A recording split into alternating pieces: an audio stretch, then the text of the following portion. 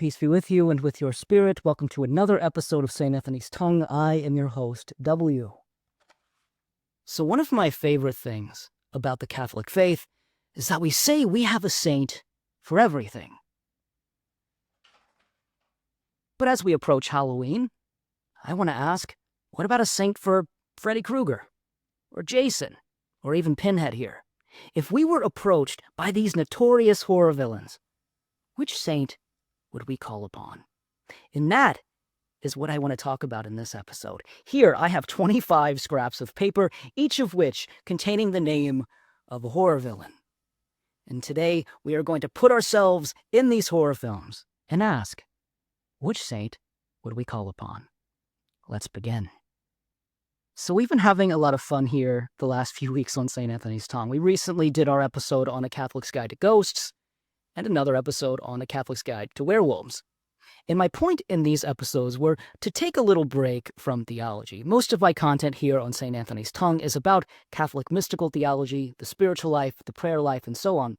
However, I still got a bit theological in these videos, and it was very well received. It actually brings me a lot of joy to have people tell me that my silly little episode on werewolves unveiled some spiritual fruits for them. But I wanted to do one with less theology and more fun. So here I have no script, no notes. I just want to go through this list of horror villains and pair them with a saint. Now let's talk about patron saints really quickly. It is truly one of my favorite things about the Catholic life, is that we have this army of saints that we can call upon. I do think, though, that us Catholics, we get a little too legalistic about it, right? We think, I have to pray to this saint to get this thing. But all saints can pray for us.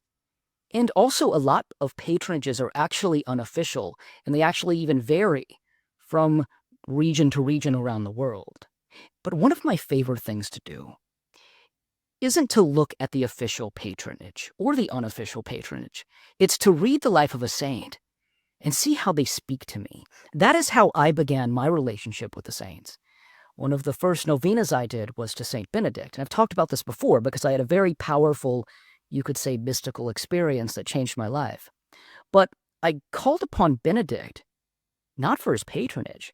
Benedict is the patron saint of exorcists and monastics. I am neither. I was going through some issues at work. I just got a promotion and I was trying to make changes, and those changes were creating some enemies for me. And as I was reading the life of St. Benedict, I realized St. Benedict took over a monastery. He was trying to make changes, and his fellow monks tried to kill him because of it. So I saw some kinship with Benedict there, and my novena to him was very fruitful, not only in my professional life, but more so in my spiritual life. And that is really how I view the saints. It's not necessarily the textbook or the common patronage. It's read their life and see how they are speaking to you. Now, today I'm taking that concept and having some fun with it. So we're going to contemplate which saint will we call upon if we were in horror movies. So a few ground rules. First, I am not going to call upon St. Michael the Archangel. Why? Because that's too easy. He can defeat any evil. He's the patron saint, essentially, of protection against evil. And secondly, for the same reason, I'm not going to call upon Our Lady for any of this. Those two, of course, would work for all of these, and that's why I'm not doing it. I want to dig deep. I want to try to find some deep cuts and have some fun here. Again, no notes, no script, just vibes, and I hope you enjoy. So, let's jump in with our first horror villain. So also, I have 25 in here. I don't know if we're going to get through all 25. If we don't, I'll have some bonus ones up on Patreon.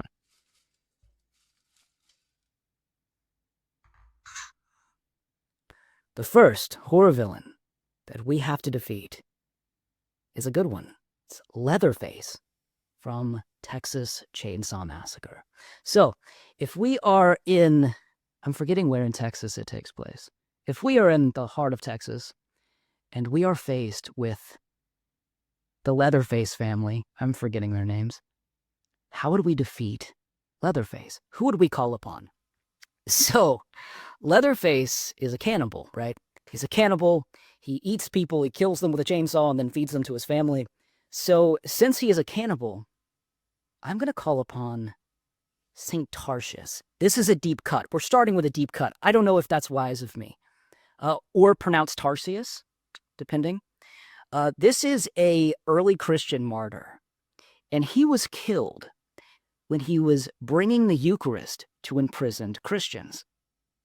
Or we can call upon Pope Pius X, who is the Pope of the Eucharist. That is what he's called. Why am I calling upon these two gentlemen? Because of the Eucharist. Leatherface wants to dine on flesh, but what he really wants, under his rage and pain, is the flesh of Christ, the body and blood of Christ. So the transformative power of the Eucharist, the real body and blood, could perhaps ease the hunger of the cannibal. Let's also call upon someone unexpected. I'm going to go with St. Francis. Now, why am I doing this? St. Francis tamed the beast of Gubbio by calling him brother. He tamed this beast that was attacking Gubbio, Italy, by calling out his name. He didn't call him beast, he didn't call him monster, he called him brother wolf. So here, Leatherface, he's not like evil incarnate like Michael Myers or anything, right? He is a man who was raised in a cannibalistic, horrible, brutal family, likely subjected to familial abuse of some kind. So he became a monster because of his upbringing. But there's not lost hope. There is a man underneath the Leatherface. So perhaps St. Francis could approach Leatherface and not call him villain, not call him Leatherface, but call him Brother Bubba. His name's Bubba, by the way. That's Leatherface's real name. And perhaps in that moment, the mask, the leather face mask, will fall off and he will find humanity and humility once again. All right, so Leatherface, I gave you 3. This is going to be a weird episode. Tarsius, Pius X, and Francis. So that was also a very riffable villain. A lot of these are going to be short and sweet. Let's see what's next. Another good riffable one, thank goodness. Michael Myers from Halloween. Michael Myers from Halloween. All right. So we are in the Halloween films. I think it's only the first. It's only like the first and then the previous ones with Jamie Lee Curtis that are canon, right? Because it gets weird. So, Michael Myers, he is evil incarnate. That is what his psychiatrist, Dr. Loomis, right? That's what Dr. Loomis says about him. He is evil incarnate. He was born just as the personification of evil. He's often, in the script, he was referred to as the shape. So, Michael Myers, he goes on his killing spree. He's trying to kill what we later find out to be his sister, Jamie Lee Curtis. Who would we call upon? So, one thing as Catholics that we believe is that no one is truly evil incarnate. Rather, there is always humanity. There's always a bit of the imago Dei underneath the monster. It's a very important Catholic concept. So Michael Myers is no different. But how do we defeat wrath? How do we defeat this type of anger? And the saints tell us, the church doctors tell us, that the antidote for wrath is humility. Therefore, let's call upon one of our little saints. Let's call upon Sainte Thérèse of Lisieux, the little flower, for her humility and her prayers could truly ease the hatred of this villain. And also, you do hear from many exorcists that Thérèse of Lisieux is a very powerful intercessor for this reason.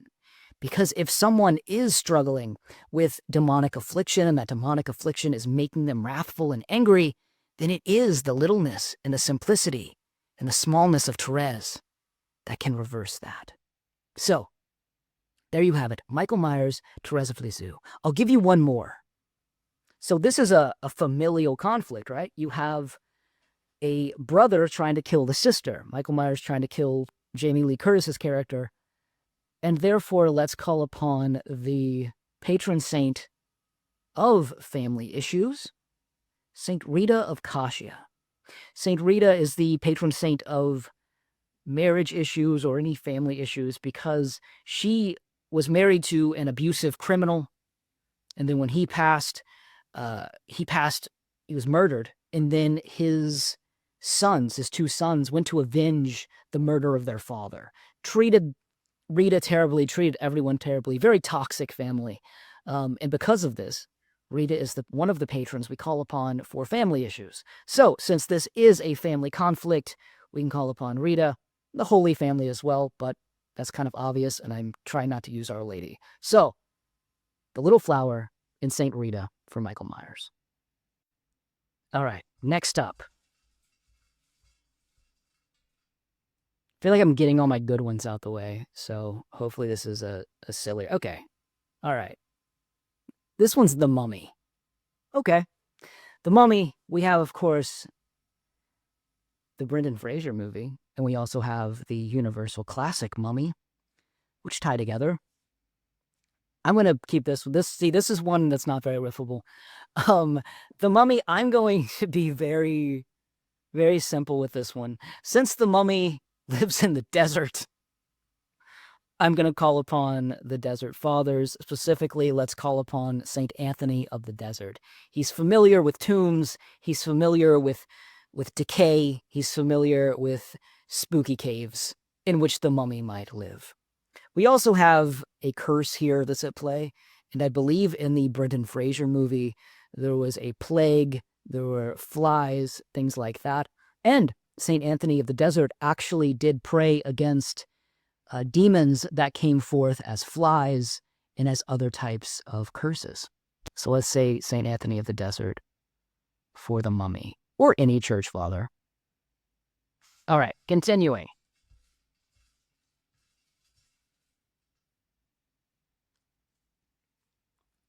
The next one, the Headless Horseman from Sleepy Hollow. This is another simple one. So, the Headless Horseman, he rides around without a head. Let's do Saint Denis. Saint Denis also lost his head. There's some kinship there. So if we are being chased by the Headless Horseman on his horse, let's call upon the Headless Saint, Saint Denis of Paris. There you go. Oh, man. I hope you guys are enjoying this. Really do. All right. Freddy Krueger from A Nightmare on Elm Street. Let's have some fun with this one. Here he is. He's right here. Freddy Krueger. He attacks his victims in dreams. Therefore, let us call upon the patron saint of dreams. Let's call upon Saint Joseph. Saint Joseph is very, very deeply connected with dreams. I'm not sure if you know this. It's been written about a lot. It's not just a weird folkloric thing. It's been written about in theology as well. I can't name it off the top of my head because, again, no notes this episode. Saint Joseph is deeply tied to dreams. Why? Because there were at least 4 times in which an angel or God spoke to Joseph in a dream. The 2 most known are the first when in a dream telling him to trust Our Lady and to stay with her, and then another telling him to flee Egypt. I believe there's another asking him to return, telling him it's safe. So we constantly have Joseph in a dream state, getting counsel in dreams. You also have the devotion to the sleeping Saint Joseph, a very lovely devotion. Even Pope Francis had a devotion to this title, or this even statue of Saint Joseph.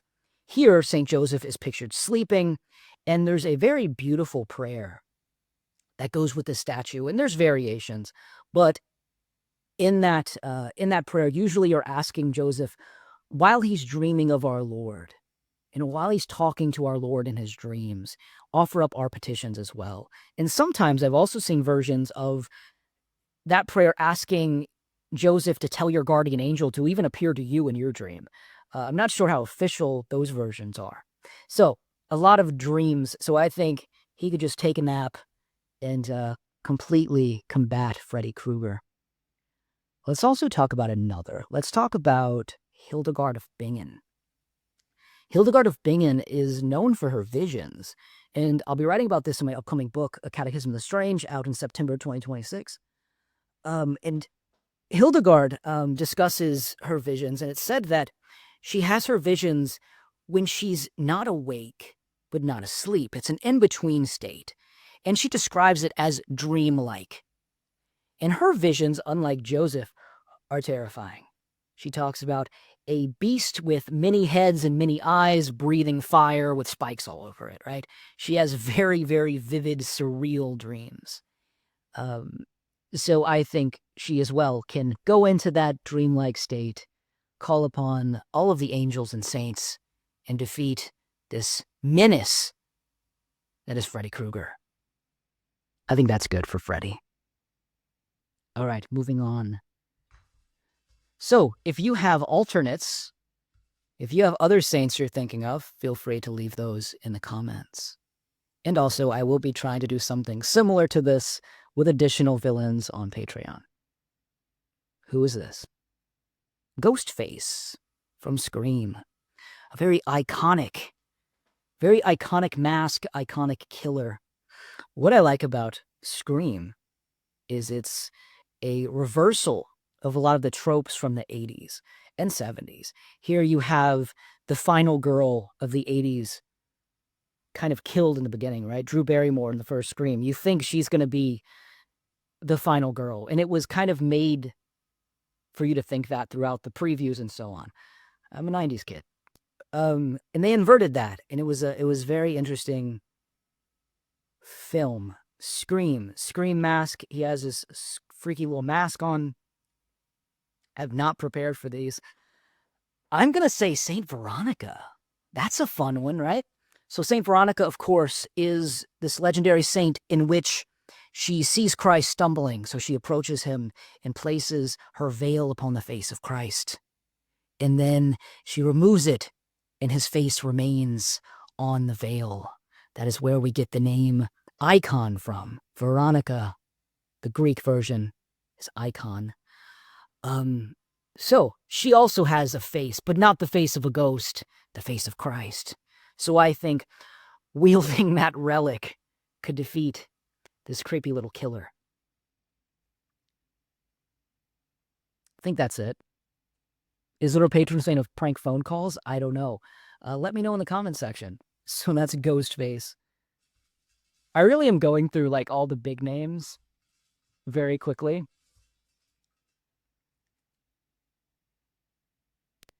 Frankenstein's Monster. I'm actually reading Frankenstein. Where is it? It's on my floor. It's a fun book. I think Frankenstein is interesting theologically. Or maybe not. Maybe I'm just a nerd. But I think there's something, of course, about playing God, creation and science being ordered to the greater good, not to evil. Also, shout out to Mary Shelley. Did you know she wrote that with Lord Byron and her husband? Like, because it was like rainy outside, and they were doing like a short story contest between them, and she ends up writing this like masterpiece just for fun on a weekend because she is supremely talented. Shout out to Mary Shelley. Frankenstein's Monster. So let's do St. Albert the Great. St. Albert the Great. Someone on Patreon asked me about St. Albert the Great recently. We had a good little conversation. On my Patreon, we do spiritual letters for some of the tiers, and I have some really cool conversations with my patrons through that. It's like a spiritual pen pal program. And we were talking about Albert the Great there. Albert the Great's very fascinating. He was the teacher of St. Thomas Aquinas, and Albert the Great was very scientific. And another interesting thing is like science in the Middle Ages. It involved like moon cycles. It involved crystals, because they thought that the moon cycles and star cycles had different healing effects, as well as certain minerals and rocks. Very fascinating.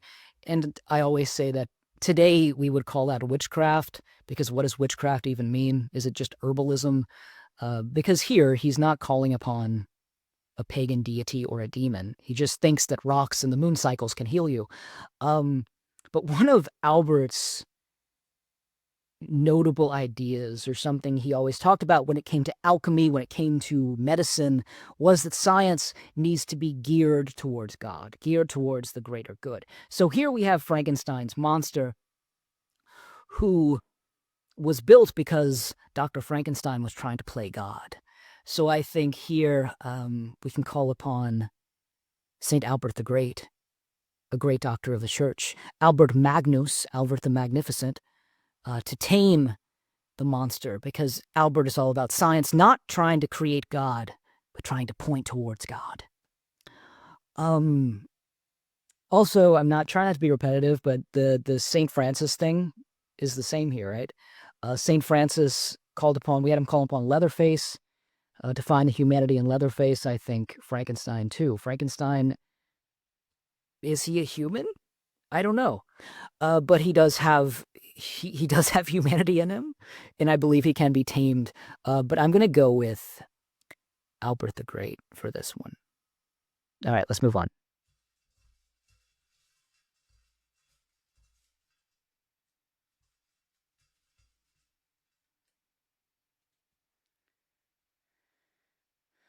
Pinhead, Hellraiser. This little guy. By the way, Hellbound Heart by Clive Barker it's a horror novella, so it's good, but much different than the movie. The movie has some undertones that are not there in the book. You know what I'm talking about. All right, Pinhead, or the priest, as he's called in the book, he thrives off of punishment and off of pain and suffering. So I think there's a few we can do here.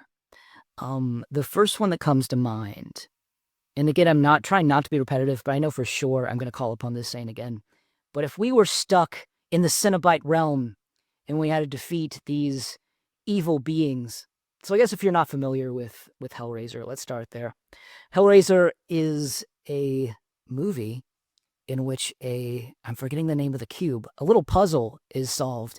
It opens up a portal to a realm of these beasts that live and feed off of pain. So essentially, and I'm glossing over a lot, they get their life force from torturing others. That is why Pinhead has pins in his head. So if we were in this realm, I'm going to call upon Catherine of Siena, because she often preached that harming oneself, if not geared towards God, is terrible. It's sinful. Don't do that. Anytime we mortify our flesh, it should be to glorify God, not harm our bodies. So here we have these aliens torturing people. Catherine of Siena would not be okay with that. Even though her flesh mortification as a medieval saint is probably still a little much, but she would have no issue in cleaning house with these creatures. There's probably some more we can do here with good old Pinhead, but we'll stick there. Let's do Padre Pio, right?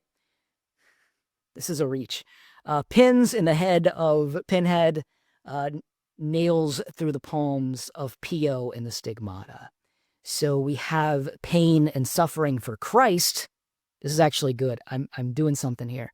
We have pain and suffering for Christ versus pain and suffering to hurt others and for selfish gain in the Cenobites and Pinhead.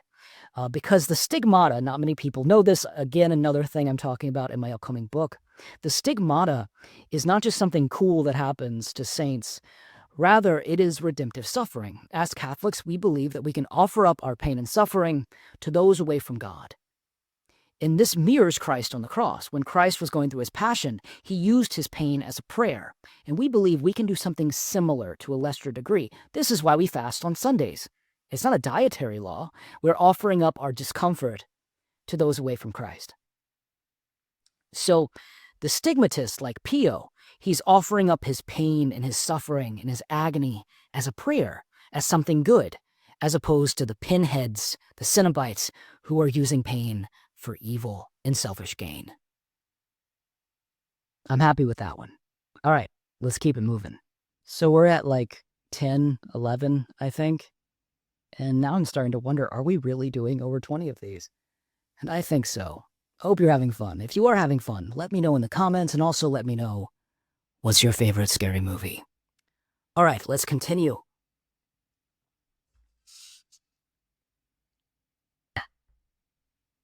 All right, a good one. Jason Voorhees, Friday the 13th. This little guy right here. Oh no. Who needs a saint when I can knock him over? Jason Voorhees, Friday the 13th. So if you... Spoiler alert, by the way, for Friday the 13th movies. So if you're familiar with the Friday the 13th movies, he's not even in the first one until the end, right? It turns out it's the mother killing people.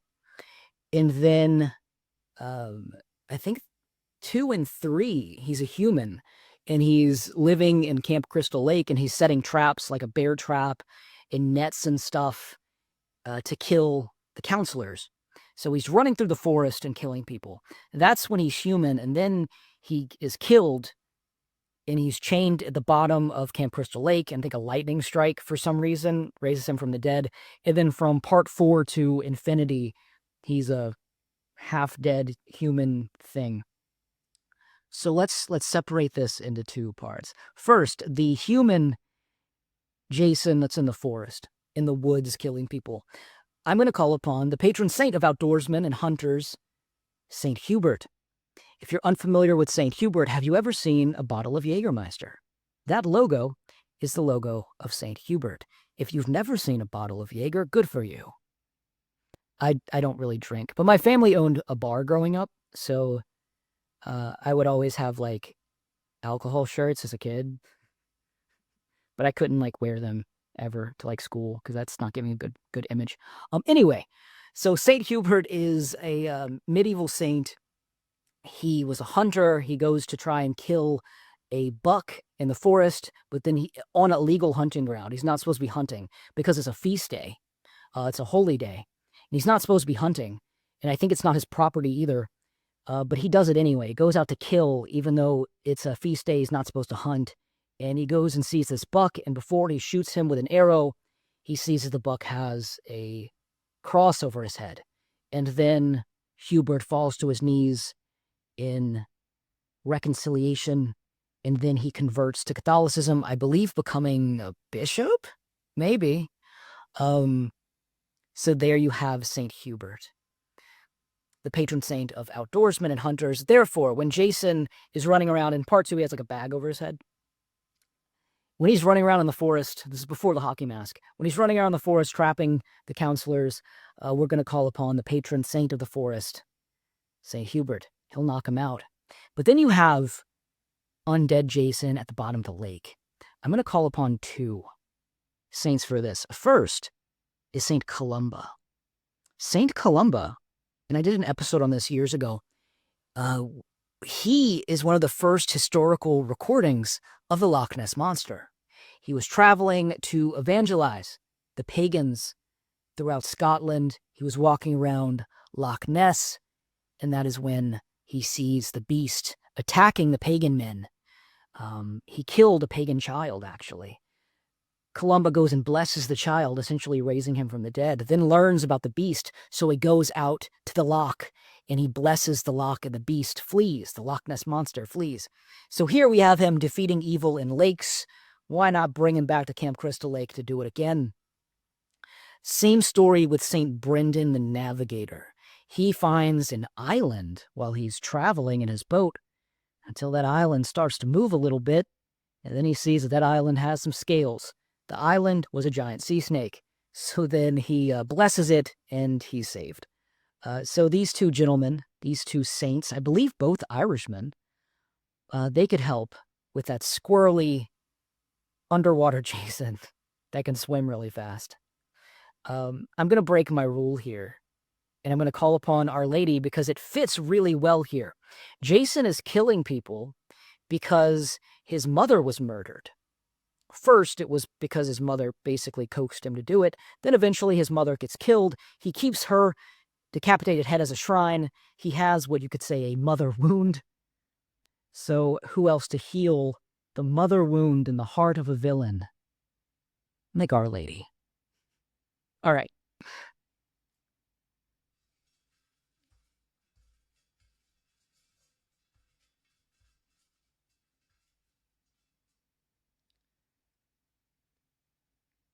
This is the possessed. This is just the archetype of the possessed people. You have Reagan from The Exorcist, you have The Exorcism, Emily Rose, all of the possessed folks.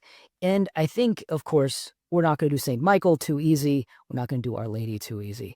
But when it comes to the possessed archetype, I'm going to call upon Chimagolgani. Chimagolgani was known as the Jinx.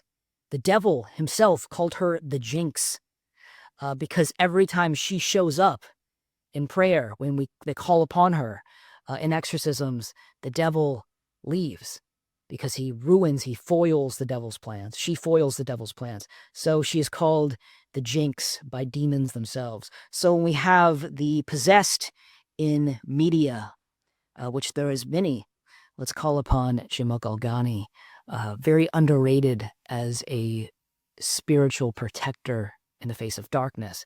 I do have, I believe, 2 episodes on Chimagolgani. If not, I need to do more. I have a first-class relic of St. Gemma over there, too. So Chimagolgani, very interesting when it comes to spiritual warfare. She used to call Satan the burglar or the thief. And it wasn't because he's like a thief in the night. It was because he looks ridiculous. That's what she would say. He's dressed like some stupid, stereotypical thief.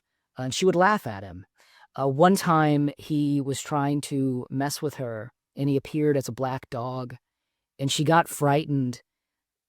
But then she held on to her relic of the true cross and said a prayer. And then he turned into a troll. And then she laughed at him. And he became very small and hairy, it said, which is very weird.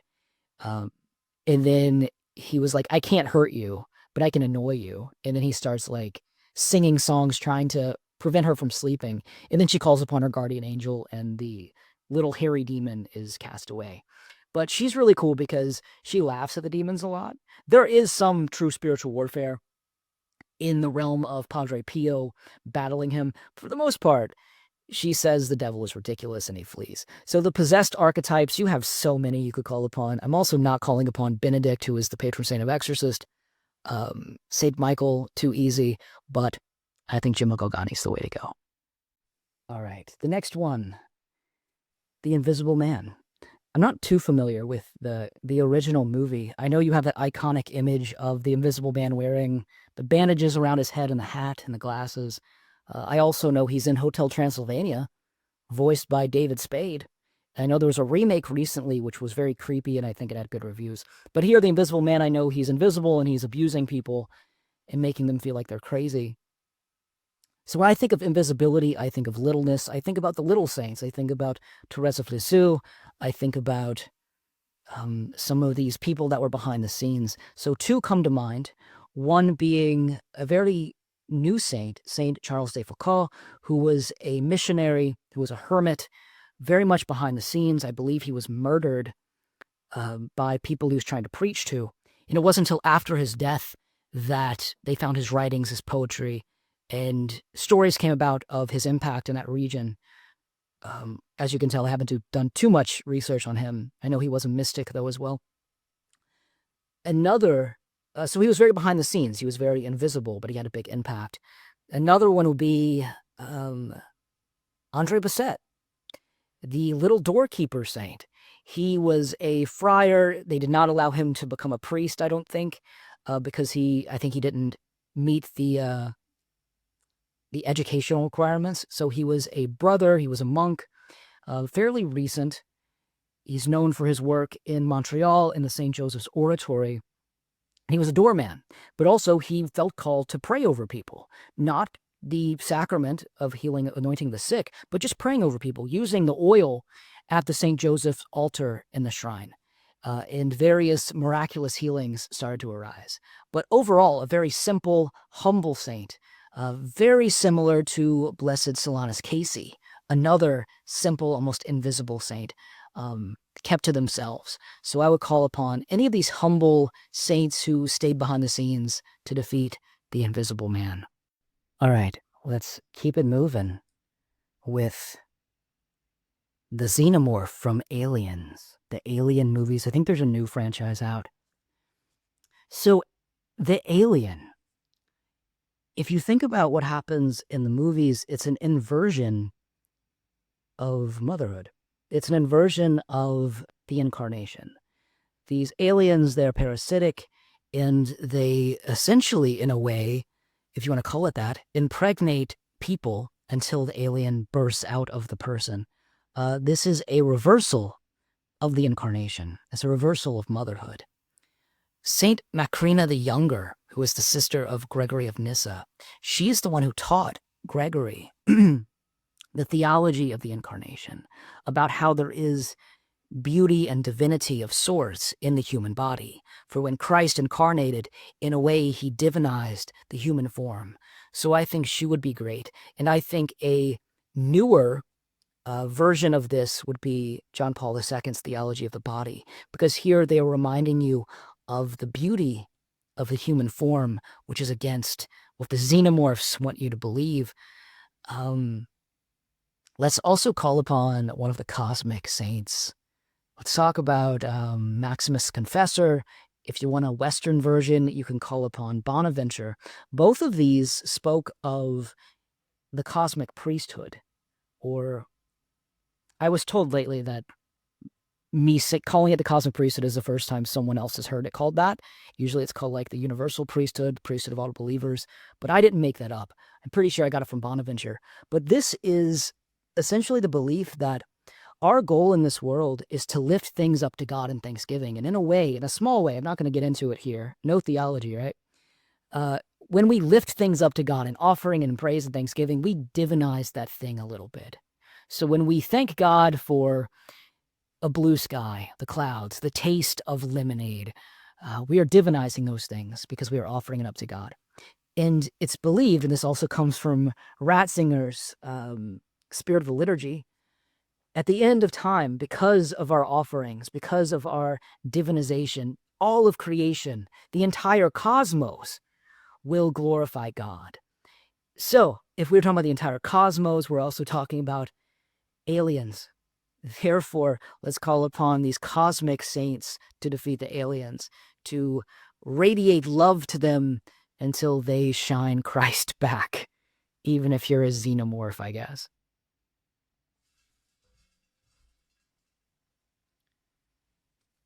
Sea creatures.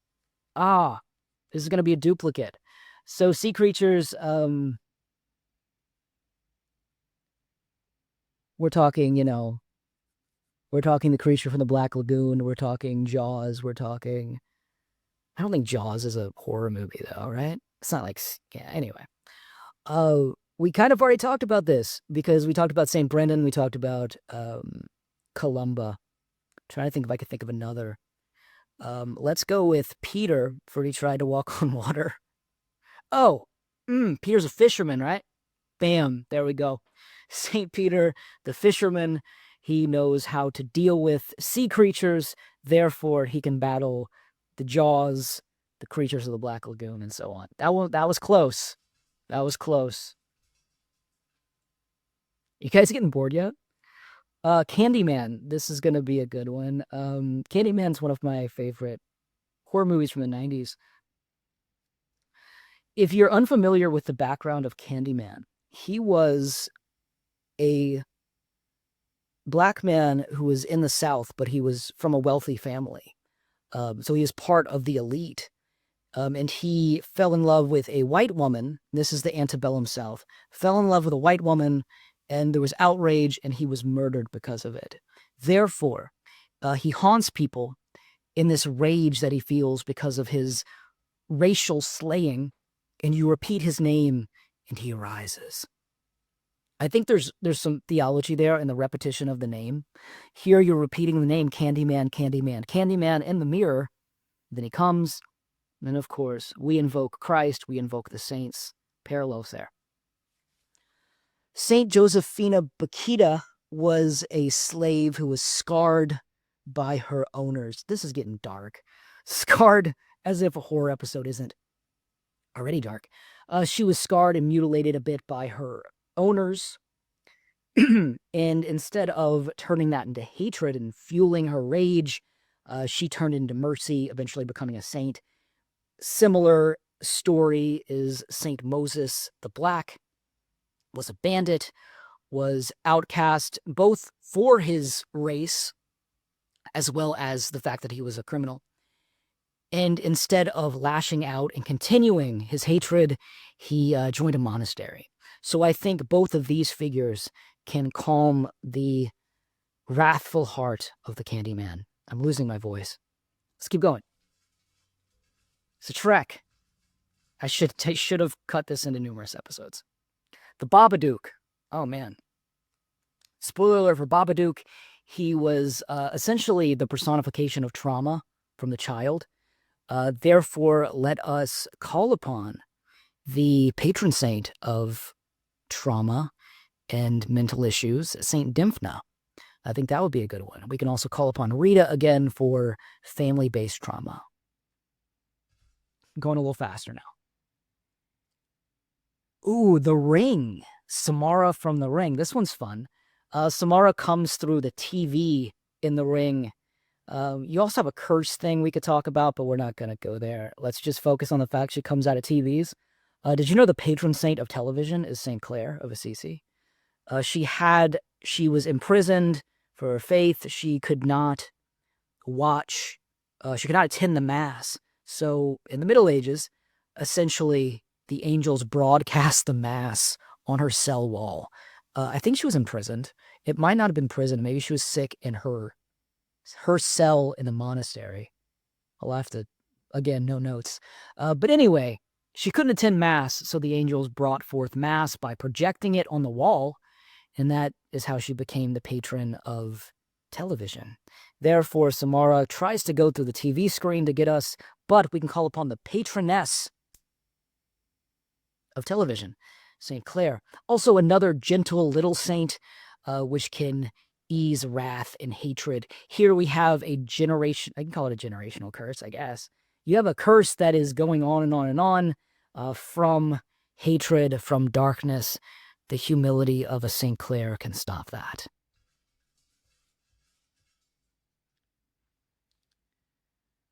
Your typical witch archetype, right? You have the movie The Witch. You have Hocus Pocus. I don't know many witch movies. I think we're going to have to cut this soon because I'm having laptop issues. It keeps saying I'm about to run out of space, even though I don't think I am. All right, so witches, they subvert the power of God. They're not trying to get their powers from God. They're trying to get it from self. St. Joan of Arc, she surely did have various forms of spiritual power. She had her mystical allies. She had her saint allies. I believe St. Michael, St. Catherine, and some others. So here she is having an ability, but that ability is not coming from self, it's coming from God. So St. Joan of Arc is the perfect foil for the witch. Let's do like 3 more. The Nun. I haven't seen this movie. I know what it's about. It's about a demonic, ghostly nun. Teresa of Avila, I would call for this one. She saw demons hiding behind clergy and holy people all the time. So sometimes she would just blow a raspberry at them. Sometimes she would just shoo them away. Sometimes she would douse them with holy water. But she is very notable for seeing the potential corruption in clergy due to the demonic interplay at hand. So we'll go with Teresa of Avila there.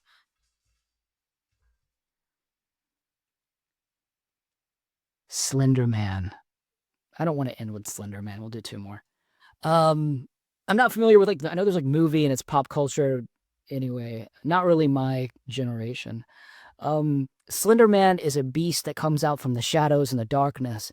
And there was a saint who often talked about the beasts and the villains and the shadowy figures in the dark night of the soul. And that is St. John of the Cross. St. John of the Cross can heal and banish those figures walking in the dark night, in the foggy, mystical forest in which you find the Slender Man. Speed round, I guess. Pennywise, it. I'm going to call upon, so Pennywise, of course, is an evil clown. Let's call upon a holy fool. Saint Philip Neri believed in battling evil through joy, through laughter, And not just demons or monsters, even stuffiness. That is kind of the role of the Holy Fool.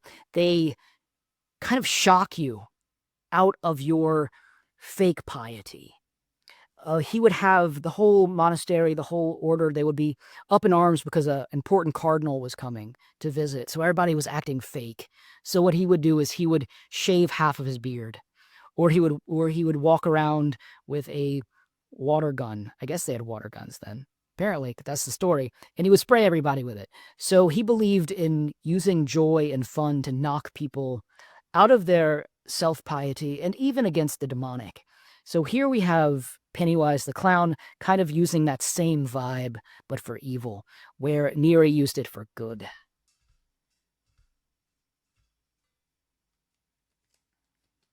All right, this will be the last one. I have 3 more. Actually, I'm going to save that one. Let's do this one. 2 more. All right. I do have some others. We'll do some more on Patreon this week. So join my Patreon if you're interested. And if you've been trucking with me through this haul of an episode. Werewolves. You might think we're going to call upon St. Francis. Too easy. We are going to call upon a saint who is called a lunar saint. And I talked about this in a recent episode. St. John the Baptist. So, St. John the Baptist is sometimes called the moon to Christ's sun. He's called a lunar saint. Why? Because he shines forth light, but the light is not its own. The light comes from Christ. Just like the moon has light, but the light is not its own. It comes from the sun. So I think if we're going to call St. John the Baptist the saint of the moon, who better than to fight the werewolf? Also, there's a beautiful forest, wilderness connection in there. I love it. We're ending with this one because it's ridiculous. This last one, it's very fitting. It's the Oogie Boogie Man from The Nightmare Before Christmas. So, the Oogie Boogie Man, of course, kidnaps the Santa Claus and tries to kill him. So who are we going to call upon to defeat the Oogie Boogie Man? None other than St. Nicholas. Now, St. Nicholas gets his revenge. We call upon St. Nick to defeat the same villain who kidnapped him. There we go. All right. So we'll end there. I'll put a few more on Patreon before Halloween. I hope you've enjoyed this. It's been a lot of fun. As you can tell, we do things a little differently here.